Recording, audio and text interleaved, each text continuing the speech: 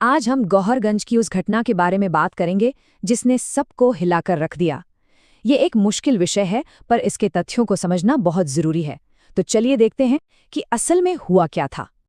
इस पूरे विश्लेषण में हमारी कोशिश यही रहेगी कि हम सिर्फ रिपोर्ट किए गए तथ्यों पर ही टिके रहें, ताकि एक बिल्कुल साफ तस्वीर सामने आए। कहानी की शुरुआत होती है एक बहुत ही दिल दहला देने वाली घटना से। तो सबसे पहले हुआ क्या था? ये सब कुछ शुरू हुआ एक शुक्रवार की रात को। चलिए, उस रात जो भी हुआ उसे एक एक करके समझते हैं। रिपोर्ट्स के मुताबिक एक 30 साल की युवक ने बच्ची को तब अपना निशाना बनाया जब वो अपने घर के ठीक बाहर खेल रही थी। सोचिए, वो जगह जिसे हम सबसे महफूज मानते हैं। पीड़िता की उम्र सिर्फ 6 साल थी, सिर्फ 6 साल। वो उम्र जो खेलने कूदने की, मासूमियत की होती है।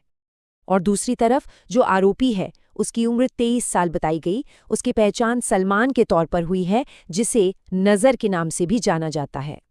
आप जरा घटना का पूरा क्रम समझिए। रात के करीब 8 बज रहे थे। बच्ची घर के बाहर खेल रही थी। उसे चॉकलेट का लालच दिया गया और वहां से ले जाया गया, और बाद में वो पास के ही एक जंगल में बहुत ही बुरी हालत में मिली। जब बच्ची मिली तो उसकी हालत बहुत नाजुक थी। उसे फौरन पास के एक अस्पताल ले जाया गया, लेकिन हालत इतनी गंभीर थी कि उसे बेहतर इलाज के लिए एक बड़े हॉस्पिटल में शिफ्ट करना पड़ा। अब जैसे ही इस अपराध की खबर फैली, लोगों का गुस्सा फूट पड़ा।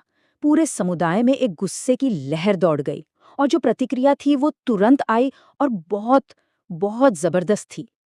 गौहरगंज, उबैदुल्लागंज और आसपास के इलाकों में लोग सड़कों पर उतर आए, बाजार बंद कर दिए गए, बड़े पैमाने पर विरोध प्रदर्शन हुए, यहाँ तक कि न्याय की मांग के लिए एक नेशनल हाईवे को भी जाम कर दिया गया।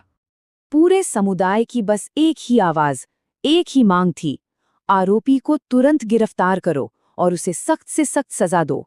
ये सिर्फ एक नारा नहीं था, ये इंसाफ के लिए एक पुकार थी। तो जनता का दबाव तो बढ़ ही रहा था। अब सवाल ये था कि पुलिस और प्रशासन इस पर क्या एक्शन लेंगे। देखते हैं। पुलिस ने भी फौरन एक्शन लिया। सबसे पहले तो आरोपी के खिलाफ केस दर्ज किया गया। फिर उसे ढूंढने के लिए कई पुलिस टीमों और ड्रोन के साथ एक बड़ा सर्च ऑपरेशन चलाया गया।